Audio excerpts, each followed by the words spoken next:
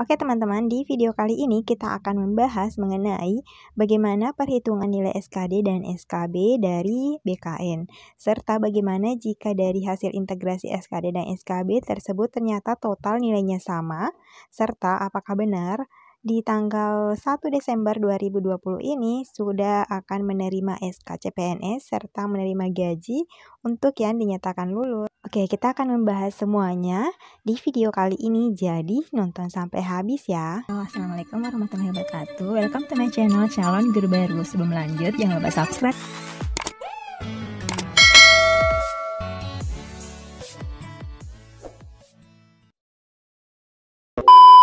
Nah, oke teman-teman, jadi video kali ini masih berdasarkan dari media briefing yang diadakan oleh BKN di tanggal 15 Oktober kemarin ya.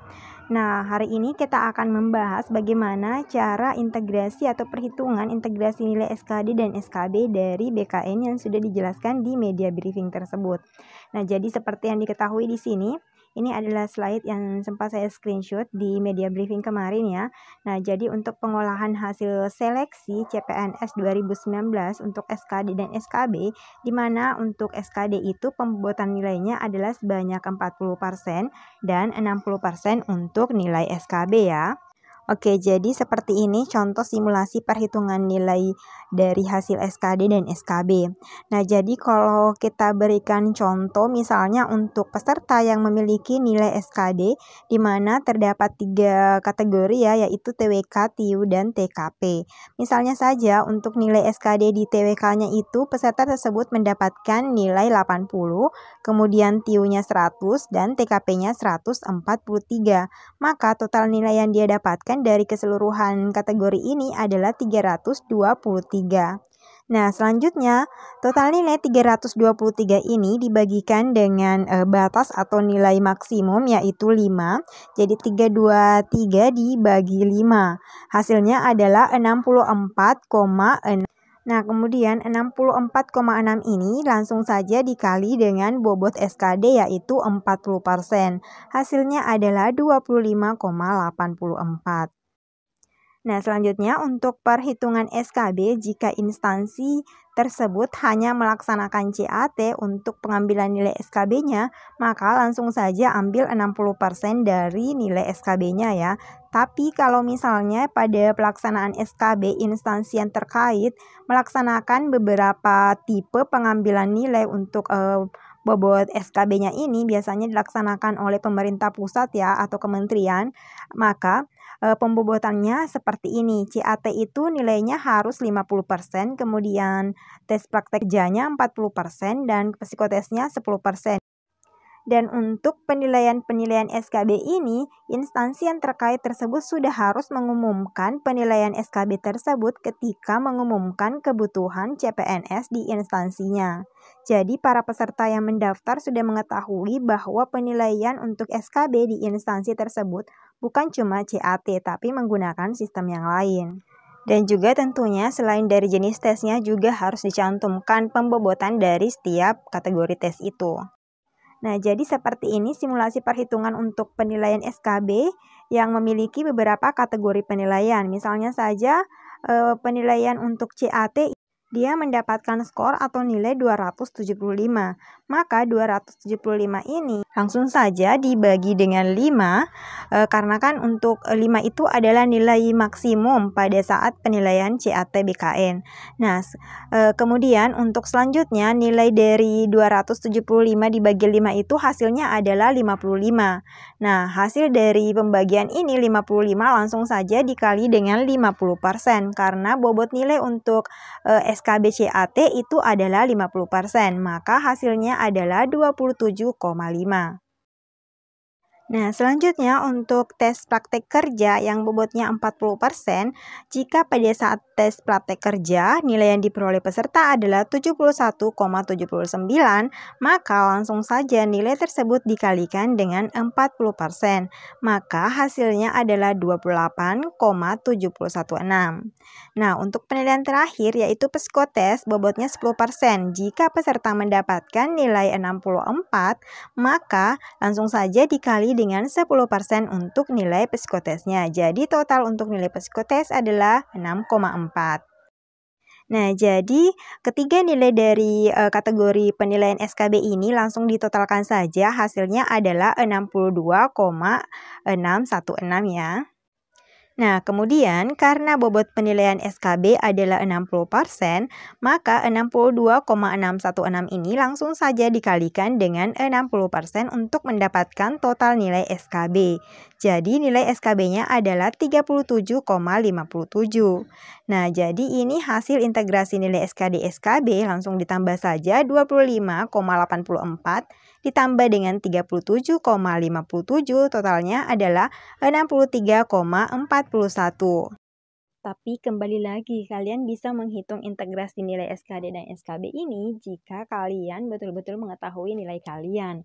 Karena kan untuk biasanya instansi yang mengadakan SKB dengan beberapa kategori seperti ini, setiap selesai melaksanakan ujian, mereka tidak langsung mengumumkan hasil SKB-nya atau hasil dari nilai tiap kategori penilaian tersebut ya teman-teman. Karena ini seperti pengalaman di tahun lalu, instansi tersebut ketika memiliki beberapa penilaian SKB, misalnya saja praktek kerja dan psikotes, ketika selesai praktek kerja, mereka tidak akan langsung mengumumkan nilai dari peserta tersebut di saat itu atau keesokan harinya. Begitu pula nilai psikotesnya. Jadi peserta betul-betul tidak mengetahui berapa sih nilai SKB yang mereka dapatkan, dan mereka baru mengetahui nilai SKB tersebut ketika pengumuman resmi dari pemerintah untuk kelulusan CPNS di tahun itu atau integrasi nilai SKD dan SKB.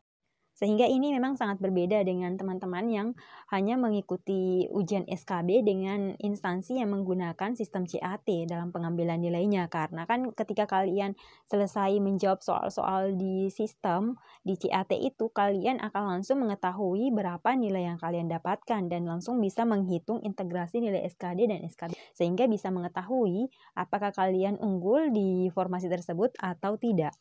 Atau bagi kalian yang tahun ini mendaftar di instansi pusat di mana pengambilan nilai SKB-nya menggunakan beberapa sistem penilaian, apakah tahun ini instansi tersebut langsung mengumumkan nilai dari kategori penilaian tersebut untuk pembobotan nilai SKB-nya atau tidak, dan nilai tersebut baru akan kalian ketahui ketika tanggal 30 Oktober 2020 ini? Silahkan komen di kolom komentar ya. Oke, untuk pembahasan selanjutnya mengenai penentuan kelulusan. Dalam hal ini bagaimana jika ketika integrasi nilai SKD dan SKB ternyata ada kesamaan nilai atau total nilainya ini sama antar peserta tersebut.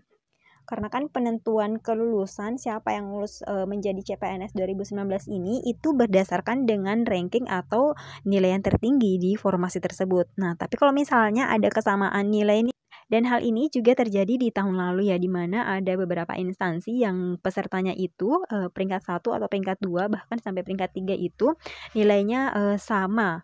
Nah, maka kalau misalnya terjadi kesamaan nilai dari peserta tersebut, maka kita akan menggunakan aturan atau mengacu di Permenpan nomor 23 tahun 2019.